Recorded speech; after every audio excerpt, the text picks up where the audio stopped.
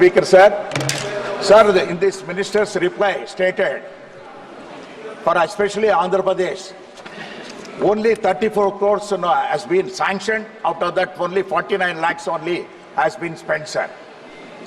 What is the reason also? I would like from the Honorable Minister, and not only that, sir, I requested him also whether this 50 crores is going to be increased later, because 50 crores is a very small amount for a district, for a development, sir. And moreover, sir, one more thing also, whether this, the Prakasham district declared by Honorable Prime Minister with at the instance of my leader, Honorable CM Chandrababu Naidu Garu, that when will it start also operationally, whether they are going to take it up with the existing aspirational districts list also. Sir, I was trying to make the honourable member understand that aspirational districts are not given funds from out of the government revolving funds. They are given a delta ranking by virtue of which there is competition amongst all the 112 aspirational districts. The first district amongst those 112 per month gets 10 crore rupees. The district that comes second gets 5 crore rupees. Apart from that, there are sectors like health and nutrition and agriculture and water harvesting, which are also assessed. And whoever comes first out of those 112 districts in these parameters is given 3 crores each. So there is no separate budget as such for aspirational districts. All schemes of the central government, all schemes of the state government, they are converged. There is then thereafter there is competition as to which is the best district. So all told, since its inception in 2018, 1,582 crores was given for aspirational districts program, which is devolved to the districts by virtue of delta ranking system. Out of this, in first phase, which was from 2019 to 22, it was 974 crores. And the second phase, which is from 22 to 24, is for 933 crores, which is still in progress. Now, there seems to be a little bit of confusion in the honourable member's mind, and he's saying that whether we give funds. It is not us who give funds. The funds have been devolved by the Finance Ministry as presented by the Honourable Sitaraman, the Finance Minister. They have given a sizable package to Andhra Pradesh, and right now there is no extra money that can be given through Niti Aayog to these aspirational districts. It has to be a convergence of all schemes that are already in force, whether in the state level or in the central level. Shri माननीय सदस्य श्री रुद्र नारायण पानी। Sir, मैं उड़ीसा से आता हूं, रुद्र नारायण पानी। धन्यवाद sir. प्रधानमंत्री जी के प्रति जगन्नाथ इसको पानी करना भैया। पानी PANY, पीने का पानी। सर, प्रधानमंत्री जी के प्रति जगन्नाथ महाप्रभु का असीम कृपा इस बार हुआ। संयोग से मैं एक आकांक्षी जिला से आता हूं, that is Dhenkanal. It is located in central Orissa.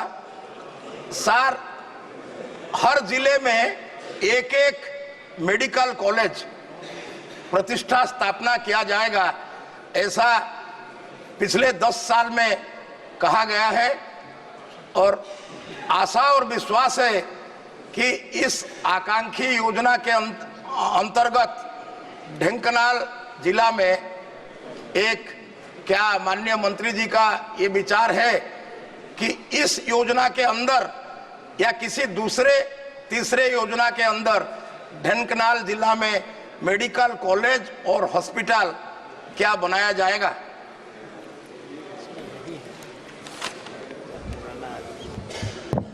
जनाब स्पीकर साहब, ओडिशा के अंदर कुल मिलाकर के एस्पिरेशनल डिस्ट्रिक्ट्स 10 हैं, जिनमें कुल मिलाकर के जो प्रोजेक्ट्स सैंक्शन हुए हैं वो 104 हुए हैं, और जो सैंक्शनड अमाउंट है वो 126 करोड़ है। ये जो मंत्री जी मेरे से पूछ रहे हैं, शायद बेहतर होता मेडिकल कॉलेज के विषय के अंदर अगर हेल्थ मिनिस्ट्री से चर्चा करी होती तो वही इस बात के अंदर जवाब देने में ज़्यादा सक्षम होंगे, मैं समझता हूँ। Question number 22, doctor Namdev Kirsan. Sir, it is that thank you, sir, for giving me this opportunity. The आप पहले प्रश्न नंबर बोल दें। question number 20. प्रश्न नंबर 22 बोल दें। 22. Question number 22. ओके, माननीय मंत्री जी एक सर, सदन के पटल पर उत्तर। माननीय सदस्य अब पूछें। कि सर ब्रॉडगेज रेलवे लाइन का ये स्कीम है from Varsha to Gadchiroli. I belong to Gadchiroli Chimur Lok Sabha constituency which is too backward and it is tribal district.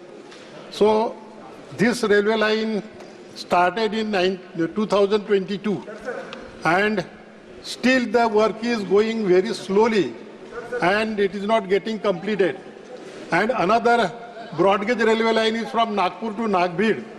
That is also, the work is going on slowly. That is the replacement of narrow gauge with the broad gauge. And the Honorable Minister can give the when that will be completed and whether they will expedite the matter and will complete as early as possible. Another thing is that in where this scheme starts from Vadsa, so their underpass has been prepared on the station. So huge water is accumulated during the rainy season under the bridge and it is very difficult to go another side and that is way is abandoned for days together. So that has to be done. Another thing is that the train number Vadsa to Chanda Fort 08808 passenger train, that Chanda Fort to Gondia 08805, train number 08724 Gondia to Raipur, train number 57160 Kajipet to Nagpur. These trains have been abandoned, not running since COVID period. So whether the Honorable Minister can start immediately these trains to make convenient to the people, because our people very far area and very remote area, so they face very inconvenient in this matter. So these trains were not running. So previously it was running before COVID, but they have stopped and now after COVID is over. So I request that these trains have to be started and immediately when they will start, they will give the time. माननीय सदस्य please, माननीय सदस्य एक minute. माननीय सदस्य, सदन में जब प्रश्नकाल हो या और कभी भी भाषण हो तो जेब में हाथ डालकर प्रश्न पूछे, न भाषण न दे, इसका ध्यान रखें। और लोग भी ध्यान रखें, बोर्ड लोग करते हैं। माननीय अध्यक्ष जी, महाराष्ट्र के लिए रेलवे के एलोकेशन में बहुत सिग्निफिकेंट अमाउंट दिया गया है और महाराष्ट्र पूरे के पूरे स्टेट में बहुत सारे प्रोजेक्ट्स लिए गए। मैं पहले माननीय सांसद महोदय के वडसा गढ़चिरौली प्रोजेक्ट के विषय में कहूँगा। वडसा गढ़चिरौली प्रोजेक्ट बहुत ही एक इम्पॉर्टेंट प्रोजेक्ट है। ये लेफ्ट विंग एक्सट्रीमिस्ट एरिया से इम्पैक्ट करने वाले एरिया को भी एक बहुत बड़ा मिटिगेशन देता है और वहाँ की जो गरीब आदिवासी जनता है उनके लिए बहुत इम्पोर्टेंट ये प्रोजेक्ट है।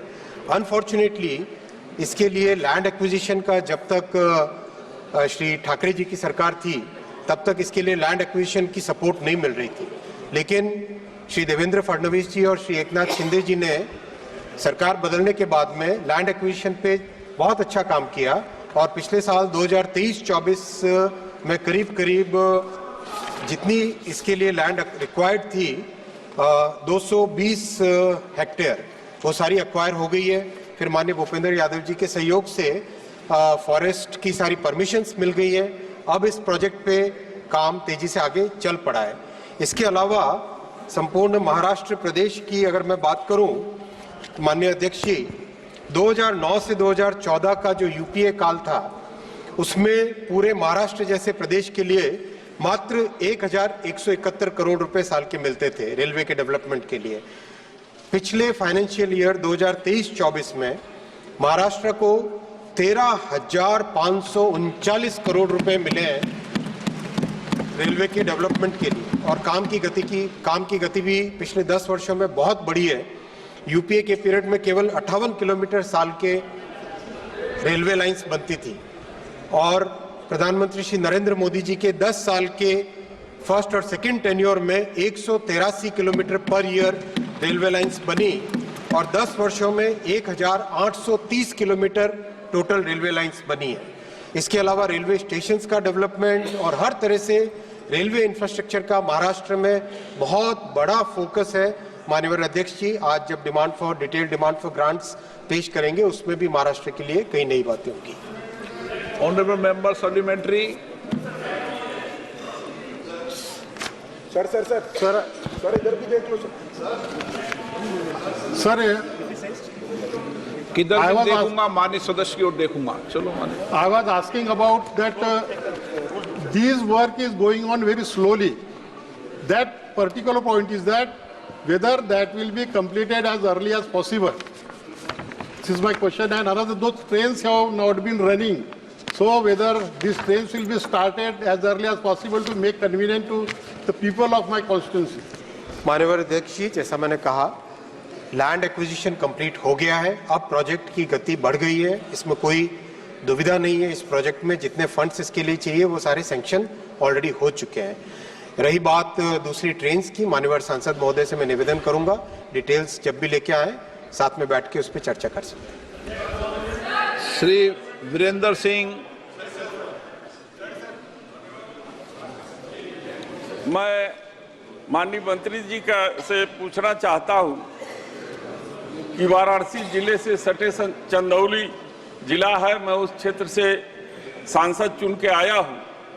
मेरा ऐसा पिछड़ा क्षेत्र है जहां पे पब्लिक ट्रांसपोर्ट की कोई सुविधा नहीं है, मात्र रेलवे ही एक ऐसा साधन है जिसके गरीब को आने जाने के लिए उसको व्यवस्था है। लेकिन जब से कोरोना के बाद हमारे क्षेत्र में आने वाले 3-4 जो स्टेशन है उस पर जो रुकने वाली ट्रेन है वो ट्रेनें बंद हैं, इसलिए गरीबों को गंतव्य स्थान तक आने जाने में जो है कठिनाई का सामना करना पड़ता है। तो मैं माननीय मंत्री जी से कहना चाहता हूं कि जो मुगल सराय से गया लाइन है और उसमें चंदौली और सैयद राजा स्टेशन पर रुकने वाली ट्रेन है, जो Dehradun express up and down, Jammu Tawi express up and down और Ganga Sutlej express up and down जैसे पहले रुकती थी, क्या माननीय मंत्री जी व्यवस्था करेंगे कि ये ट्रेनें फिर से वहां पे रुके और लोगों को सुविधा मिल सके? माननीय अध्यक्ष जी, वैसे ये प्रश्न महाराष्ट्र से संबंधित था और गढ़चिरौली एरिया से संबंधित था। फिर भी माननीय सांसद महोदय अपने इंडिविजुअल प्रोजेक्ट्स के बारे में या इंडिविजुअल ट्रेन्स के बारे में जब भी चर्चा करना चाहे आपका स्वागत है। और इनफैक्ट सभी माननीय सांसदों का हमेशा रेल भवन में जब भी आप किसी भी इंडिविजुअल ट्रेन या इंडिविजुअल स्टॉपेज के बारे में चर्चा करना चाहे आपका स्वागत है, बैठ के चर्चा कर सकते हैं। यहाँ पे मैं इंडिविजुअल प्रोजेक्ट्स का जवाब शायद न दूं। वापी हल्दर।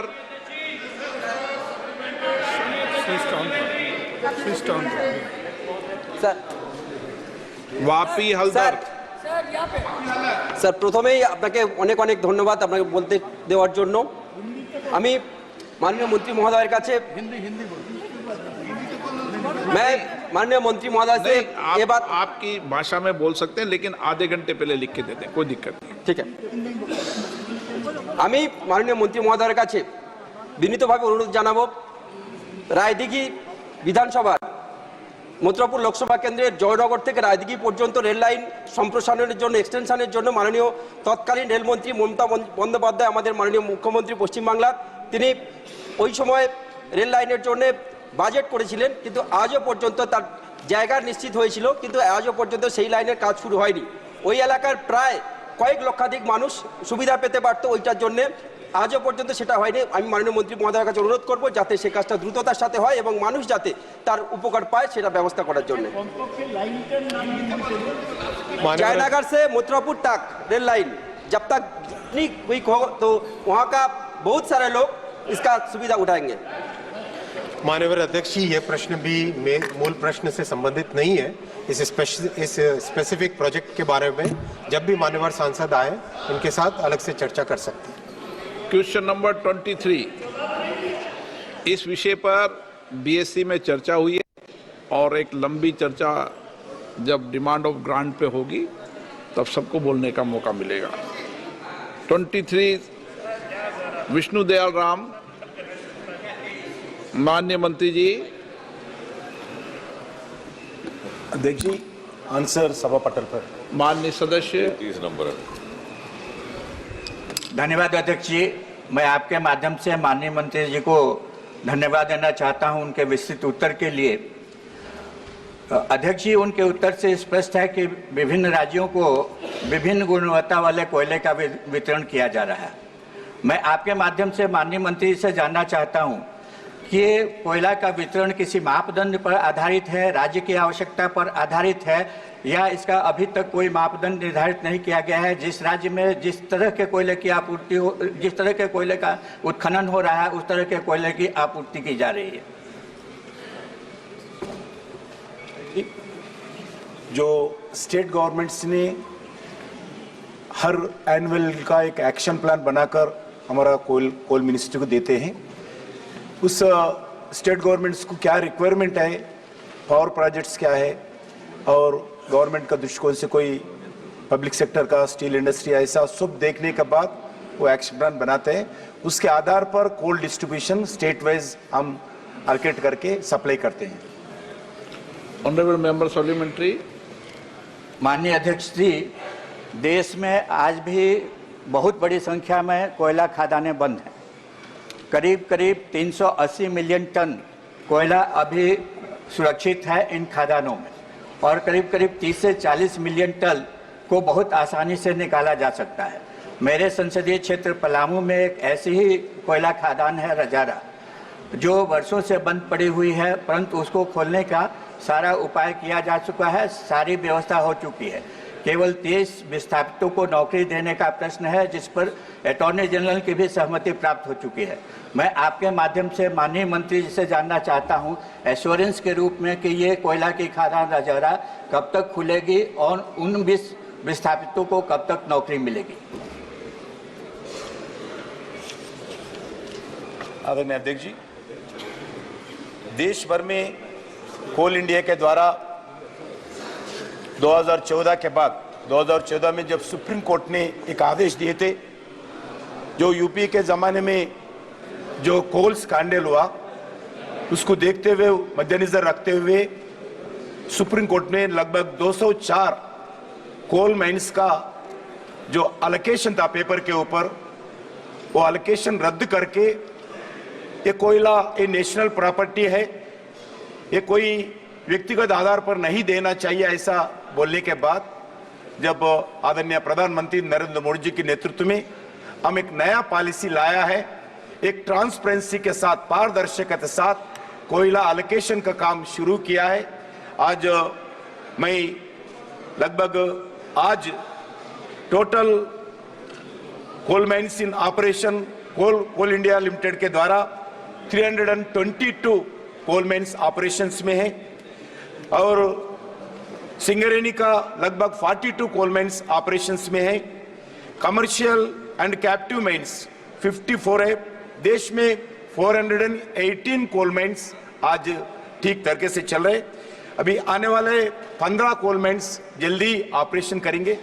आज मैं आदरणीय आपके द्वारा सदस्य को मैं बताना चाहता हूं, देश में कोल शॉर्टेज अभी नहीं है।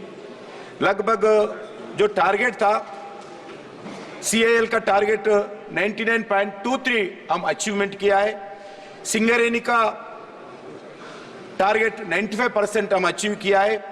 कैप्टिव माइंस का जो जितने भी है 102% हम अचीव किया है। टोटल लगभग 99.54% जो कोल प्रोडक्शन का जितने भी भारत सरकार के द्वारा हम नया इनिशिएटिव कर नरेंद्र मोदी जी के नेतृत्व में 99% 54.54% का प्रोडक्शन आज आया है। मैं आपको बताना चाहता हूं, जो हर साल हम टारगेट रखते हैं, जो हर साल में टारगेट को हम 10% ऐसा बढ़ाते हो जा रहे।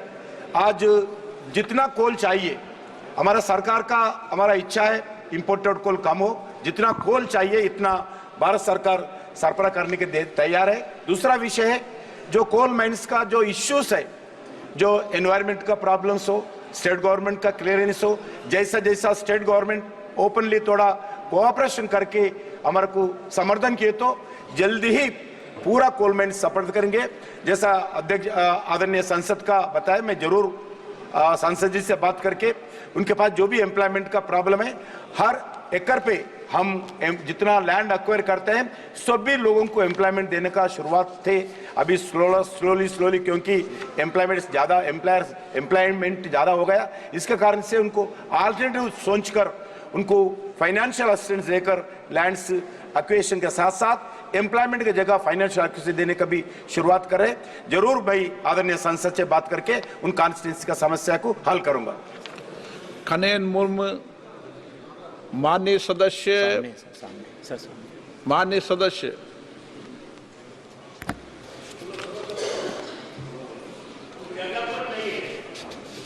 Sir, Khagen Murmu sir. माननीय अध्यक्ष जी, मैं आपके माध्यम से माननीय मंत्री जी को पूछना चाहता हूं, क्या कैला मंत्री ये बताने की कृपा करेंगे, क्या मंत्रालय के पास जानकारी है कि राज्य किस प्रकार की पहलों के लिए रॉयल्टी राजस्व का उपयोग कर रहे हैं? यदि हाँ तो संबंधी विवरण। धन्यवाद सर। आदरणीय अध्यक्ष महोदय, बहुत अच्छा प्रश्न पूछा है। कोयला का संबंधित तो जितने भी माइनिंग होते हैं, जो ऑक्शन के द्वारा 2015 से जो ऑक्शन का काम शुरू किया है, उसमें ट्रांसपेरेंसी के साथ कोयला माइंस का एक्शन हो रहा है। इसमें जो रॉयल्टी है वो रॉयल्टी स्टेट गवर्नमेंट को लगातार कोल जो माइंस के ऑर्गेनाइजेशन है वो देते रहते हैं। उसमें स्टेट गवर्नमेंट को जो टोटल जो बिलिंग होते हैं उसमें रॉयल्टी 14% स्टेट गवर्नमेंट को मिलता है।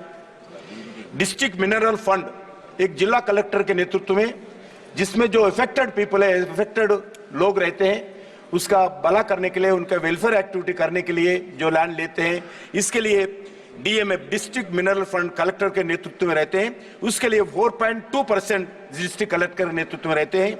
उसके साथ एक जीएसटी रहते हैं, जीएसटी स्टेट गवर्नमेंट का शेयर 2.5%। उसके बाद नेशनल मिनरल एक्सप्लोरेशन ट्रस्ट जो एनमेट रहते हैं उसका 28%, लगभग 21% स्टेट गवर्नमेंट्स को हम देते हैं।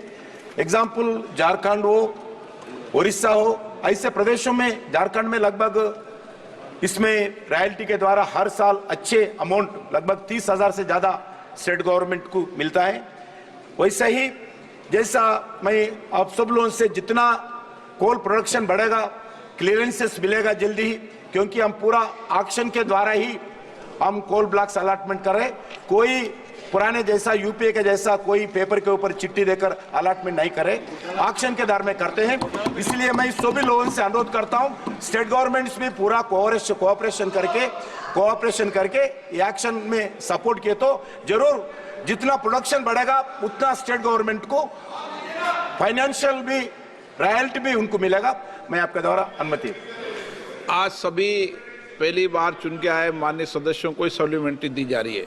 Shri Y C गद्दम।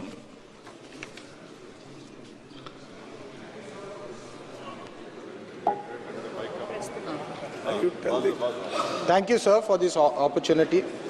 I come from Peddapalli, Telangana, where we have 15 lakh voters, out of which 5 lakh voters belong to the Singareni workforce, sir.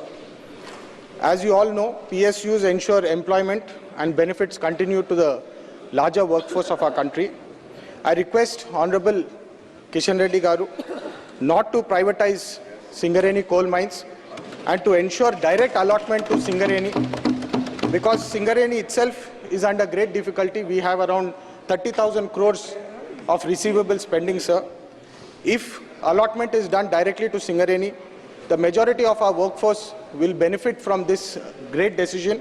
And also, I request to continue the benefits and the same number of jobs continue even if the government is not looking at this situation. I really request Singareni privatization not to be done and Singareni to be saved and public sector units continue, sir. Thank you so much. मैं आदरणीय संसद जी को बताना चाहता हूं, भारत सरकार कोई coal mine का प्राइवेटाइजेशन नहीं कर रहे।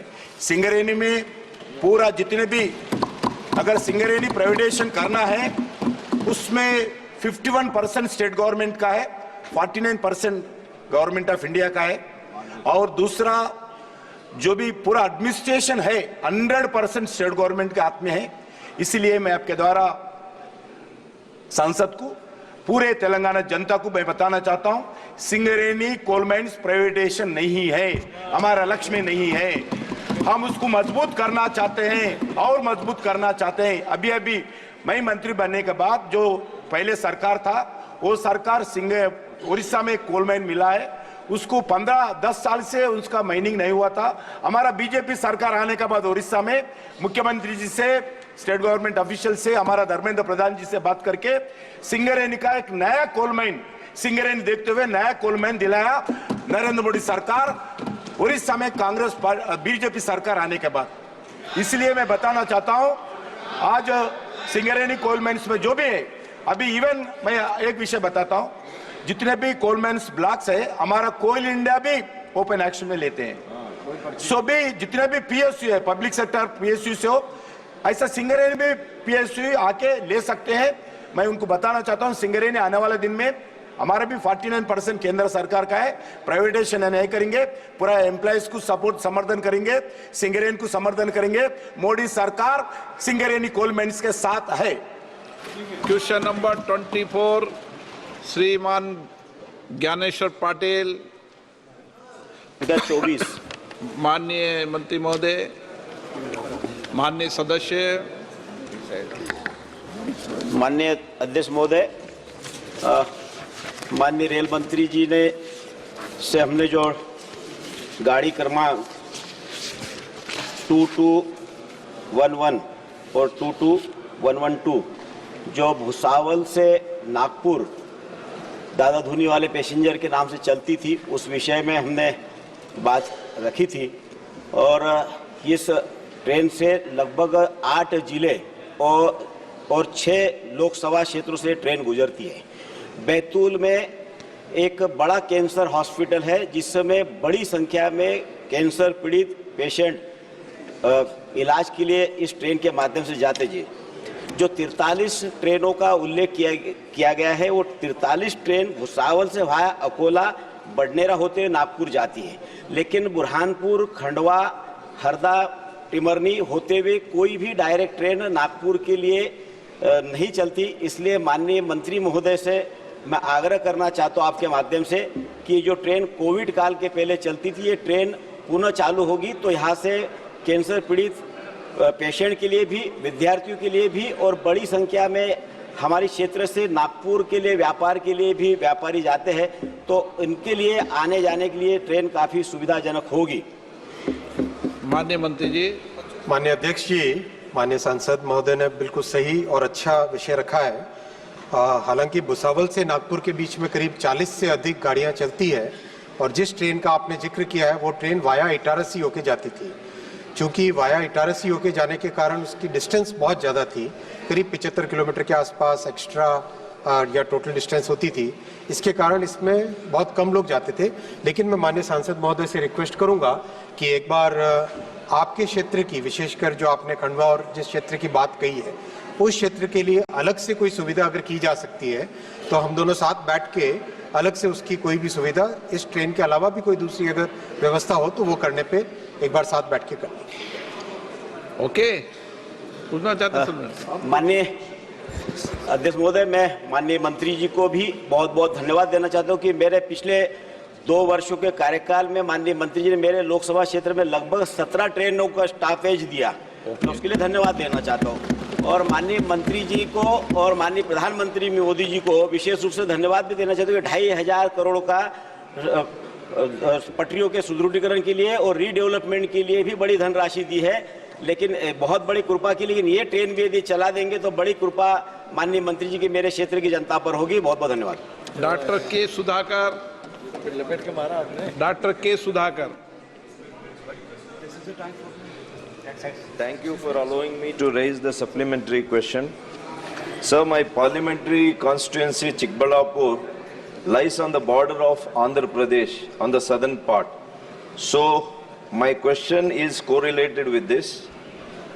There is a long pending demand of new railway lines such as Chikbalapur Gauribidnur broad gauge line, Chikbalapur Puttaparthi broad gauge line, Srinivaspura Madanpalli BG line, Marikuppam and Kuppam BG line projects.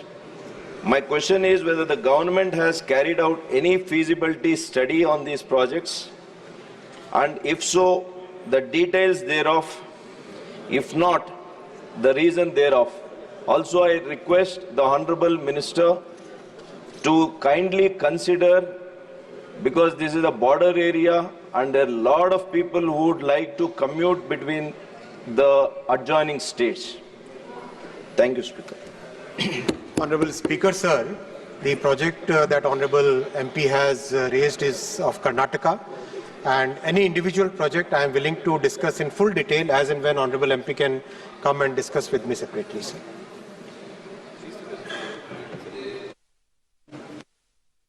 सदस्य श्री ब्रजेश चोटा। Honorable Speaker, sir, thank you for giving me an opportunity. I come from Dakshina Kannada district. Sir, we had a meter gauge train running from the district headquarters to the bordering Subramanya Road. This meter gauge was converted to broad gauge in the year 2005. Thereafter, this train was discontinued, sir. Presently, this train is running from Mangalore to Kabaka-Puttur. The train number is 056645, which falls under the Southwestern Railway. I request the Honorable Minister to continue the train which was earlier running from Mangalore to Subramanya Road, which will facilitate students and all the people from our district. This is the only passenger train running in our district, so I would request the Honorable Minister to continue the train to Subramanya Road so that all the people from our district would facilitate to come to the district headquarters. Sir. Thank you. Honorable Speaker, sir, Captain Brajesh ji is a very respectable ex-serviceman and Honorable MP now. So I'll request him that whenever he finds time, he could come and discuss with me separately. Every individual project, every individual train issue, we are open to discussion and we can discuss it separately whenever he comes. Shri दर्शन सिंह चौधरी। माननीय मंत्री जी से अध्यक्ष महोदय के माध्यम से निवेदन है कि हमारे यहाँ कोविड काल में पैसेंजर ट्रेन बंद हो गई और ये इटारसी से लेकर कटनी और उसके आगे जाती थी इलाहाबाद तक, और हमारे यहाँ जितनी भी, चूँकि ये बहुत महत्वपूर्ण ट्रेन है और उसके बंद होने से और छोटे छोटे स्टेशनों पे जिसमें वाहनी हो, बनखेड़ी हो और पिपरिया हो, सिमनी मालवा हो, इस तरह के छोटे स्टॉपेज पे हमारी बड़ी बड़ी ट्रेन नहीं रुकती, जिसके कारण हमारी आम जनता को बहुत दिक्कत होती है। कृपया मंत्री महोदय से निवेदन है कि इस ट्रेन को, शटल ट्रेन को पुनः शुरू करके और लोगों को रियायत देने की कृपा करेंगे। माननीय अध्यक्ष जी, माननीय दर्शन सिंह जी हमारे बहुत पुराने साथी हैं और मध्य प्रदेश में साथ काम करने का भी मौका मिला। मैं आपके माध्यम से निवेदन करना चाहूँगा माननीय सांसद जी से कि इंडिविजुअल ट्रेन्स का जब भी समय निकाल के रेल भवन में मिले और उसके बारे में चर्चा करके उसका समाधान करें। सर, इंडिविजुअल सर प्रश्न उसमें क्या है, क्या बात करते हैं? नहीं पड़ती है। नीरज मौर्य।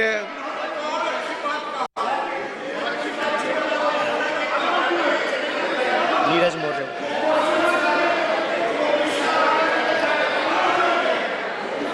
नीरज मौर्य। माननीय अध्यक्ष जी, आपने मुझे अनुपूरक पूछने के लिए जो अनुमति दी उसका मैं आभारी हूं। माननीय अध्यक्ष महोदय, शाहजहांपुर से फर्रुखाबाद को जोड़ने के लिए रेल लाइन नई बनाने के लिए कई बार प्रस्ताव भेजा गया, कई बार यहां से सर्वे हुआ, लेकिन आज तक इस लाइन का निर्माण नहीं करा गया, जिससे कि बहुत सारे लोग, लाखों लोगों का जो आवागमन है वो अवरुद्ध है। इसलिए मैं आपके माध्यम से माननीय मंत्री जी से जानना चाहूंगा कि क्या शाहजहांपुर से वाया जलालाबाद फर्रुखाबाद के लिए एक मैलानी रूट है, उस पे नई लाइन जो प्रस्तावित है उसको बनाने की स्वीकृति देने का काम करेंगे? माननीय मंत्री जी। माननीय अध्यक्ष जी, देश भर में डेली करीब करीब 20,000 गाड़ियां चलती हैं। उसमें इंडिविजुअल ट्रेन और इंडिविजुअल प्रोजेक्ट के बारे में अगर माननीय संसद कोई भी सांसद महोदय पूछना चाहें, आपका स्वागत है। इंडिविजुअल प्रोजेक्ट के बारे में डिस्कशन करें। इस तरह से इंडिविजुअल प्रश्न से संबंधित अगर सप्लीमेंट्री पूछेंगे तो मैं जवाब दे पाऊंगा आपको। आप बताओ। Question number 25 Shri Kesineni Shivnath. Question Neeraj ji please बैठिए। आज मैंने सभी माननीय नए सदस्यों को सप्लीमेंट्री क्वेश्चन बोलने के अलाउ किया है, आपको अलाउ किया। क्वेश्चन नंबर 25 उत्तर सदन के पटल पर रखा गया। माननीय अध्यक्ष, माननीय सदस्य सप्लीमेंट क्वेश्चन नंबर 25 माननीय मंत्री जी का उत्तर सदन के पटल पर रखा गया। माननीय सदस्य Sir, a number of, I would like to ask Minister of Railways, the number of railway lines falling fully, partly within the state of Andhra Pradesh that are under construction, the date of which the construction of these lines began, along with the length on kilometers, and that have been constructed and classified year-wise. The amount allocated for construction of these railway lines, along with the amounts utilized, classified year-wise, and the timeline by which government plans to complete the construction of these railway lines. Thank you. Sir, Andhra Pradesh is a very important state, and if you look at the budget allocation that has been done for the development of railways in the last 10 years, this is a historical budget allocation which has been done for development of Andhra Pradesh. I would like to place the data, sir. In the between the years 2009 and 2014, the average allocation for combined Andhra and Telangana used to be only 886 crore per year. That was the allocation in the UPA period. Under Prime Minister Shri Narendra Modi ji's leadership, the budget allocation for Andhra alone in the last financial year, the last financial year was 8,406 crore. This was a historical budget allocation, and after today's detailed demand of grants, the budget allocation for this year will also get revealed, sir. The project execution within Andhra Pradesh has also significantly increased. The average during the UPA period was just about 72 kilometers a year. During the first two terms of Honorable Prime Minister Shri Narendra Modi ji, the average construction of railway lines in Andhra Pradesh increased almost more than doubled to 151 kilometers per year. And there was an issue of cost sharing between the Andhra Pradesh government and the railways. For some time, that issue is also being discussed. There were issues about land acquisition. That also I have personally discussed with the Honorable Chief Minister of Andhra Pradesh now. The projects are getting expedited, and even the connectivity to Amravati, which was a very long cherished project costing about 2,000 crore. It's a 56-kilometer project with 56-kilometer new line with a major bridge in between. That also has been now cleared by the Niti Aayog. So a lot of development on railway front is being done in Andhra Pradesh, sir. Supplementary. Sir, the railway station in my constituency, Vijayawada, is the largest railway junction in India, which strategically connects north and south of India.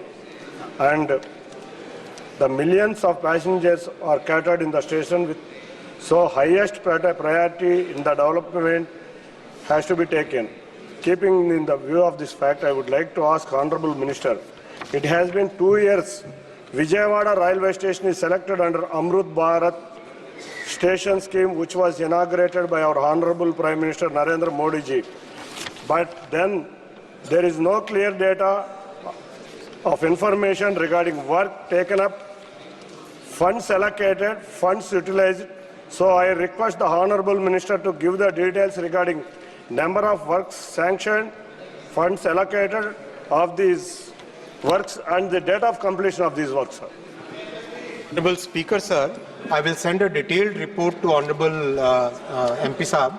The Vijayawada station is a very complex station, sir. It is part of the Amrit Bharat station. The master planning for this station has already been done, and this is one of the busiest junctions in the entire country. So that's why the planning for this junction is being done looking at next 50 years, and also the development of Amravati, which is next to Vijayawada, sir. So that's why this complex station is being done in a very methodical and very comprehensive way. I'll share the details of the master plan as well as the project details with Honorable MP, sir. CM Ramesh. Sir, thank you, sir. I gone through the minister answer. What is the likely cost escalation of unfinished new railway lines in Andhra Pradesh?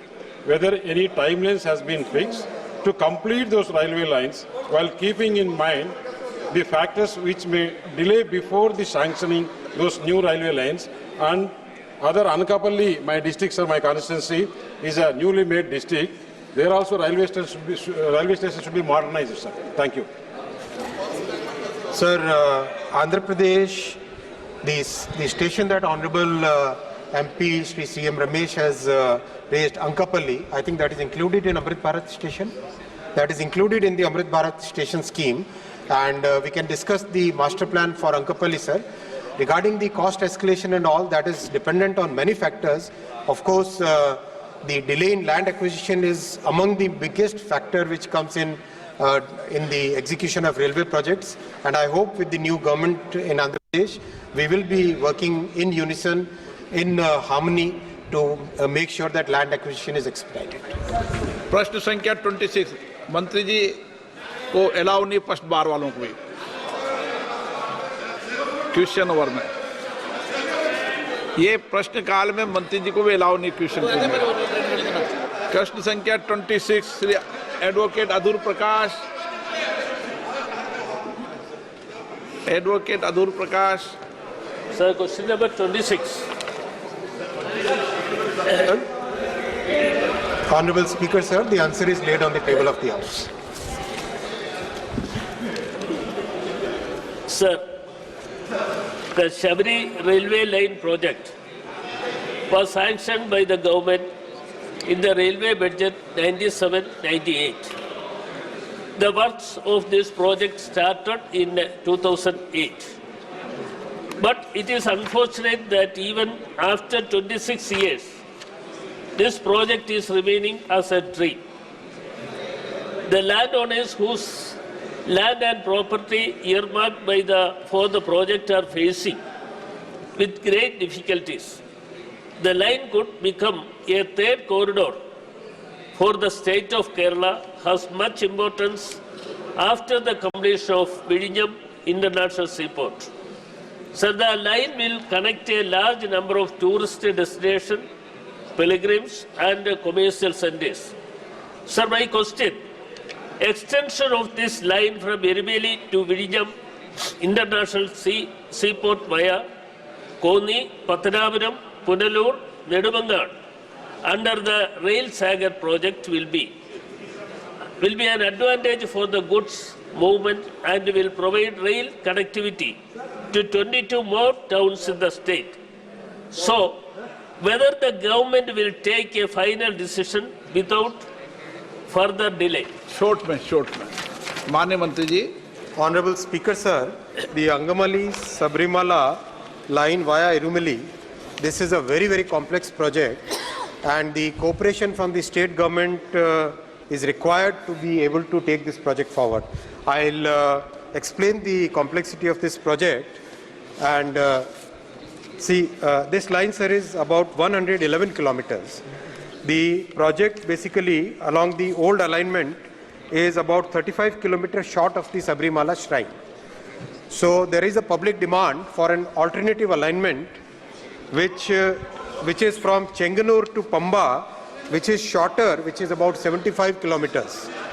This is the new alignment. The new alignment, Honorable Speaker, sir, is only about 4 kilometers short of the shrine.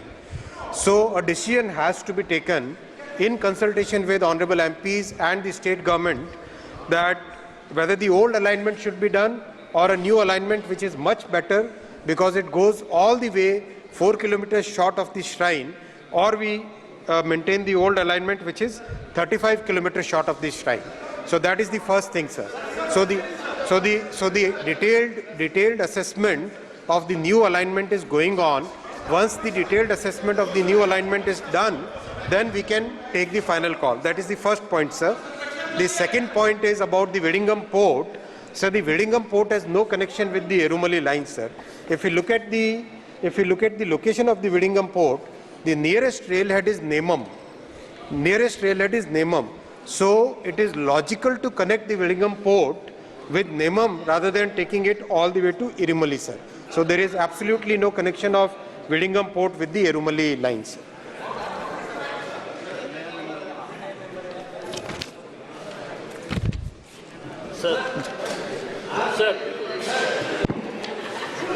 Sir, the line will provide rail connectivity to many districts, such as Kottayam, Idukki, Pathanamthitta, Kollam, Trivandrum, and also towns having more than 50,000 population, including Nedumangad and Todupuzha.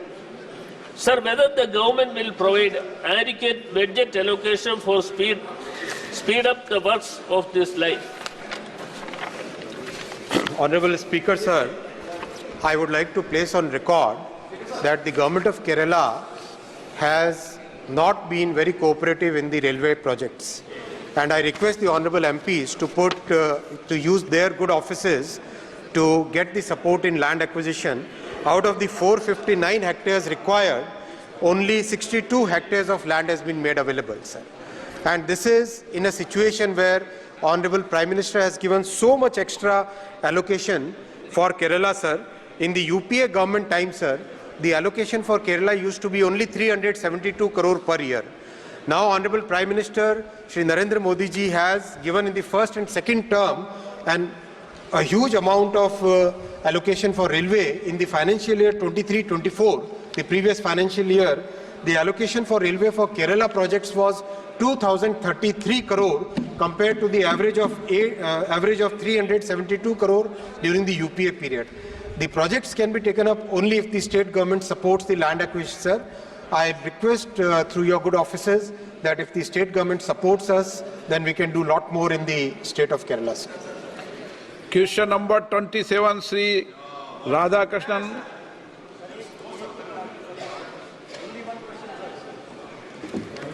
Opportunity to raise this question. I represent Gulbarga constituency in Karnataka. Question number बोल दें आप. Question number 27. Okay.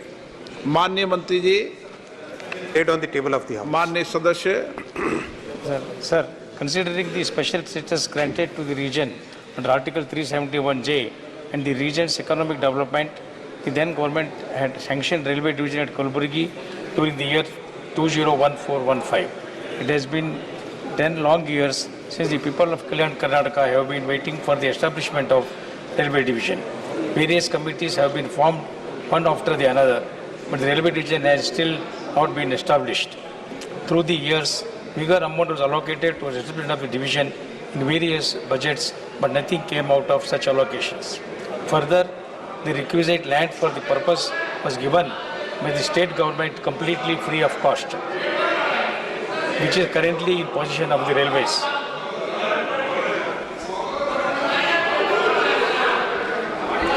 This division would have served as a crucial lifeline for the region, ushered in a new phase of economic growth and development for the people of Kalyan, Karnataka. Therefore, I seek a definitive answer from the Honorable Minister of Railways. Will the railway division Kalaburgi be established or not? And second, how much longer will the people of Karnataka wait for the implementation of this railway division, sir? Please,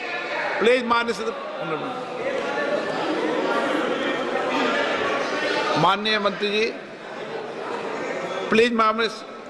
Honorable Speaker, sir, the question of Kalaburgi division has been answered in the reply. The point is that during the UPA government, without doing any feasibility, without actually looking at the details of a project, announcements were made and no follow-up action was taken up. That was the situation during UPA government. The fact of the matter is that Kalaburgi was not sanctioned as mentioned by the Honorable MP in his question. The project, the announcement which was made by the then Railway Minister was evaluated by the committee formed by the same Railway Minister, and it was found to be not feasible, sir. I'd like to also place on record that the amount for Karnataka, the amount sanctioned for development of railways in Karnataka has also seen a record increase during Prime Minister Shri Narendra Modi ji's first and second term. During the UPA government, for a state like Karnataka, the funds allocated was only 835 crore rupees, only. And in the previous financial year, 23-24, Honorable Prime Minister Shri Narendra Modi ji had allocated 7,561 crore for Karnataka. So there is a huge emphasis on development of railways throughout the country and also in the state of Karnataka. Honourable Member Supplementary. Consider positively for this project.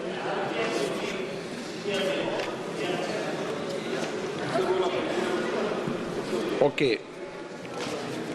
Sri Anita Shubdarshani. Jai Jagannath. Thank you, Honorable Speaker, for allowing me to have a speech in this August House. I would like to know from Honorable Railway Minister. First, I will thank you, Honorable Prime Minister and Honorable Railway Minister, for sanctioning the survey of this project, Sambalpur to Gopalpur railway line. As I belong to ASCA, we are really deprived from the railway surveys because of the lack of the political interest of the previous state government.